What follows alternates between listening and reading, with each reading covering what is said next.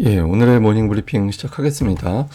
파월이 정책 변화가 늦으면 고용과 경제가 악화될 수 있다. 이제 인플레이션에서 고용도 봐야 된다. 이런 취지로 언급하면서 9월 인하 기대감을 높였습니다. 이것 때문에 S&P 500, 나스닥 올라가는 그런 이유로 작동을 했고, 특히 엔비디아와 테슬라가 이제 강세를 보이면서 나스닥이 또 최고치를 경신을 하는 이제 그런 모습을 보였습니다.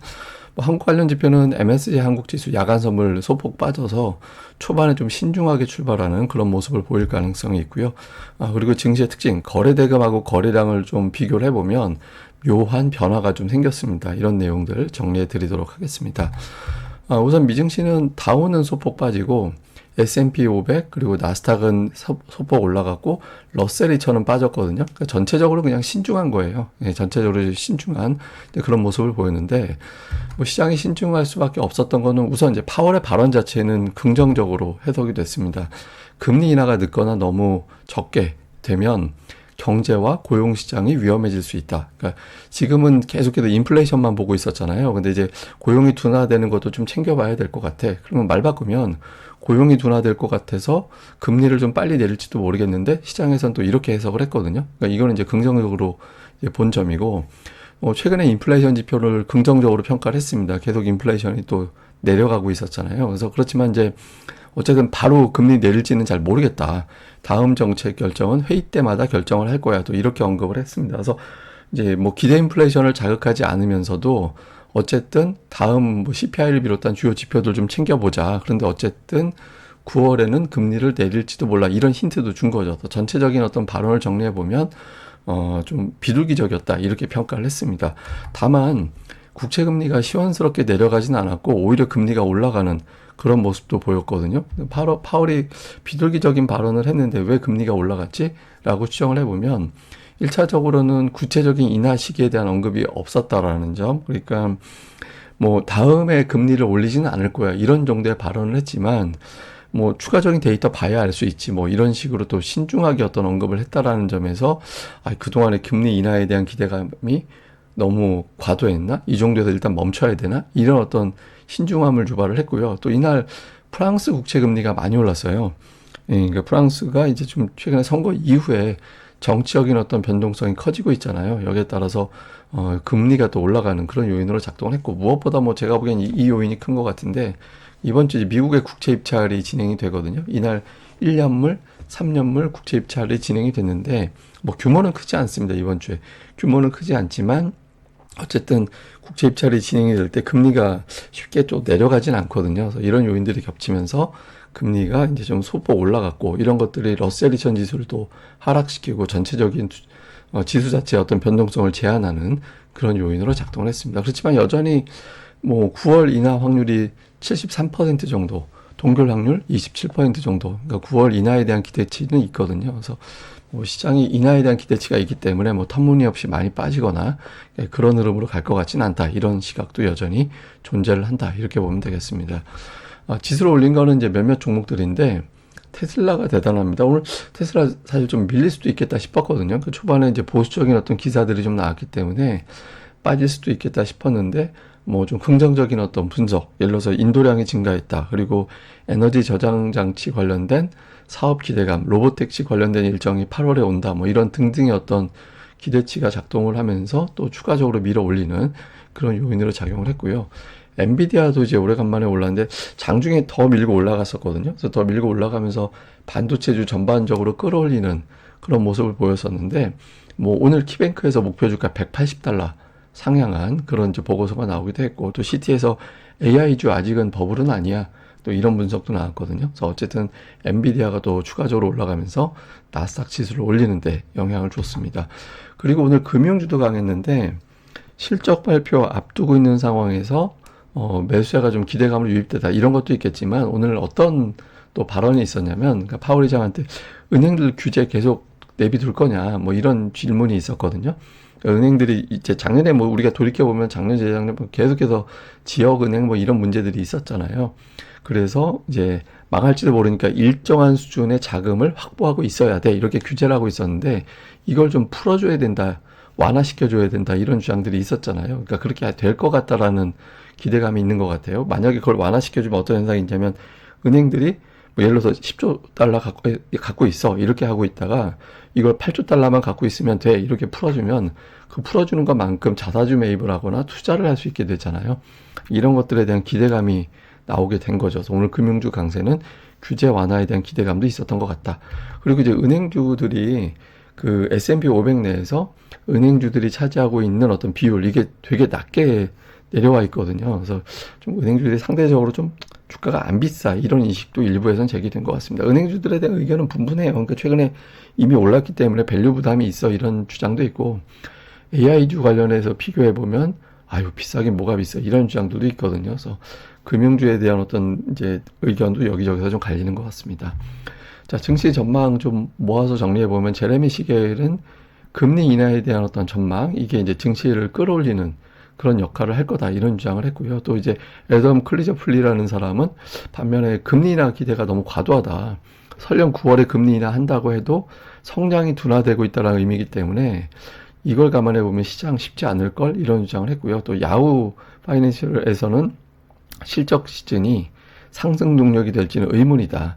기대치 자체가 너무 높아서 반응하기 어려울 거다, 이런 주장을 했습니다. 그리고 이제 웰스파고도 증시가 과열됐다라는 판단을 하고 있고 이것 때문에 시장이 단계 조정을 보일 거야, 이런 언급을 했습니다. 제가 일부러 오늘 좀 보수적인 어떤 주장을 많이 배치를 했거든요. 그러니까 여전히 뭐 추가적으로 올라갈 거다라는 분석이 많긴 한데 최근에 좀 여러 가지 시각에서 좀 조심스럽게 보는 시각도 있어서 그런 것들도 좀 제가 다양한 어떤 이제 흐름을 좀 읽어봐야 된다라는 관점에서 좀 일부러 좀 보수적인 뉴스를 더 많이 올렸습니다. 근데 전체적으로는 좀 낙관론이 조금 더 아직까지는 더 많긴 합니다.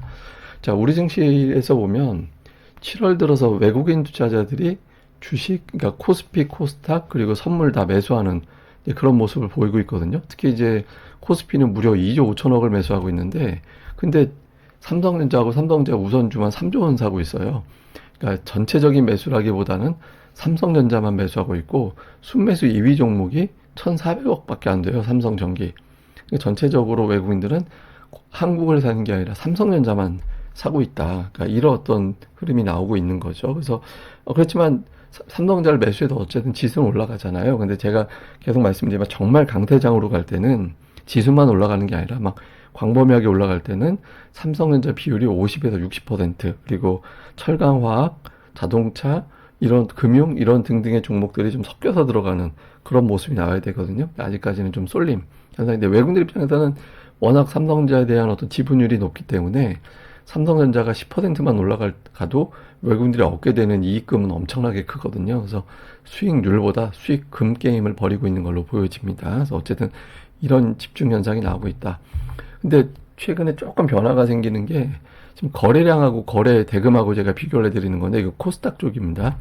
보시면 어제 같은 경우 거래 대금은 조금 올랐어요. 그런데 거래량은 전일 대비 50% 정도 급증을 하는 그런 모습을 보였거든요. 이게 이제 무슨 얘기냐면 대형주 쪽보다 중소형주 쪽에 매수세가 강하게 붙었다라는 거예요. 그래서 상대적으로 대형주 쪽보다, 그러니까 뭐 알테오젠을 비롯해서 이런 대형주도 많이 올랐잖아요. 일부 제약주 쪽에서는 더 오른 건 2차 전지라든가 이런 것도 오히려 하락하는 그런 모습을 보였었고, 그래서 투자자들이 좀 많이 오른 쪽보다는 일부 차익 실현을 하고 중소형주 쪽에 좀 관심을 갖는 거다. 특히 이제 소형주 쪽에 매수세가 들어가면서 거래대금보다 거래량이 급증을 하는 그런 모습이 나온 것 같습니다. 근데 이런 현상이 좀 이어질지는 하루 더 봐야 되는 게, 오늘의 코스닥 통계적으로 보면 되게 중요한 어떤 변곡에 있거든요. 이거 좀 설명을 드리겠습니다.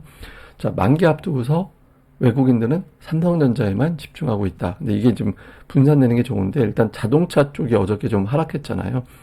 그렇게 이제 밀리면서 되는데, 어쨌든 삼성전자 쪽에 계속 집중이 될 거냐. 가장 이상적인 어떤 흐름, 삼성전자 50에서 60%, 나머지를 자동차, 철강, 화학, 금융 이쪽에 분산, 이런 분산 효과가 나올 거냐, 이거 좀 주목을 해봐야 될 것 같고, 그 다음에 이제 코스닥이 6일 연속 올라간 건 작년 7월 22일을 끝으로, 그때 9일 연속 올라간 적이 있었거든요. 그때 끝으로 6일 이상 올라간 적이 없어요. 5일 연속 상승은 몇 번 있었거든요. 그래서 오늘 이거를 깨버릴 거냐, 만약에 6일 연속 올라가게 되면 이후에 중소형주 쪽은 조금 더 힘이 실리는 그런 모습이 나올 수 있거든요. 그래서 어쨌든 이 흐름 볼 필요가 있고, 특히 외국인들이 어저께도 코스닥 소형업종 매수해서 이틀 연속 소형업종을 100억대 이상으로 매수하는 이례적인 모습이 나왔습니다. 그래서 이런 흐름이 이어지게 될지 좀 체크해 볼 필요가 있고, 그 다음에 이제 반도체, 자동차, 제약, 2차 전지, 이게 이제 코스피의 4대 이제 시가총액 비중을 차지하는 종목이죠. 여기 하나 더 하면 이제 인터넷주들 이렇게 들어가는데, 이게 계속해서 이제 유지되기보다는 네, 좀 안에서 2개 정도가 시소 반대쪽, 이 2개는 시소 반대쪽, 이렇게 되면서 움직임이 나올 가능성이 있거든요. 그래서 메인 주도주가 뭐가 되냐, 시장이 한번 올라가면 그 메인 주도주는 관성에 의해서 계속 밀고 올라가는 그런 경향이 좀 있거든요. 그래서 뭐 시장이 좀 변동성도 나오고 좀 쉬어가고 할 때 좀 숨고르게 하는 업종이 뭐가 되는지, 이런 것들도 좀 계속해서 좀 주목을 해보면서 시소 관계에서 이제 올라가는 시소 쪽이 뭐가 되는지 체크를 계속 또 해보는 게 중요할 것 같습니다. 그 다음에 이제 제가 오늘 보여드릴 건 파월이 고용지표 이야기하는 거, 이거 제가 몇 번 예전에도 다른 데이터를 보여드린 적이 있는데, 오늘은 좀 새로운 데이터로 소개시켜 드리려고 하는 게, 연준이 고용을 의식할 수밖에 없어요. 그러니까 이게 샴의 법칙이라고 제가 이제 소개를 해드릴 건데, 이게 실업률 가지고 경기 침체 여부를 가늠하는 거거든요. 이게 이제 어떤 데이터냐면, 최근에 3개월 평균치, 실업률 3개월 평균치에서 12개월에서 가장 낮았던 거. 그러니까 쉽게 얘기해서 그냥 12개월 최저치 대비 이제 최근에 3개월 평균이 어느 정도 되느냐. 근데 이게 만약에 0.5%포인트 정도 높이면, 예를 들어서 12개월 단 가장 낮았던 실업률이 3.5%다. 그런데 최근 3개월 평균 실업률이 4%다. 그럼 0.5%포인트 높아지는 거잖아요. 근데 이렇게 높아지면 경기 침체가 온다라는 거예요. 근데 과거 데이터 보면은 실제로 경기 둔화되는 신호가 나왔었거든요. 근데 지금 0.43%까지 올라왔습니다. 근데 만약에 7월과 8월 중에서 한 번만 실업률이 4.2%, 그러니까 실업률이 한 번만 올라가는 게 나오게 되면 이 데이터를 넘기게 돼요. 그러면은 향후에 고용시장이 둔화되면서 경기 침체가 올지도 몰라, 이런 어떤 우려를 하게 되거든요. 그러니까 연준이 이걸 본 것 같아요. 그래서 제가 보기에는 이것 때문에 연준이 9월에 금리를 좀 내릴 수 있다. 그래서 향후에 물가 데이터가 어지간히 튕겨 올라가지 않는다라면, 지금 정도 수준에서 물가 데이터가 조금씩만 완화가 돼준다면 연준이 선제적으로 경기 둔화를 막기 위해서 움직일 가능성이 있어서, 이것 때문에 이제 9월 인하론에 자꾸 힘이 실리는 거 아니냐, 그러니까 이렇게 이제 해석을 하는 것 같습니다. 근데 뭐 또 드라마틱하게 또 갑자기 또 데이터가 바뀔 수도 있어서 뭐 이런 어떤 변화는 뭐 계속해서 체크를 해봐야 될 것 같고, 그 데이터가 변화가 될 때마다 또 제가 사이사이에 이런 지표들은 또 점검을 해드리도록 하겠습니다. 예, 그리고 오늘은 제가 오후 방송이 평소보다 조금 늦어질 가능성이 있습니다. 제가 이제 개인적인 일정이 있어서 조금 늦어질 수 있으니까 뭐 제 시간에 안 올라오면 그냥 그런가 보다, 이렇게 또 생각을 해주시면 될 것 같습니다.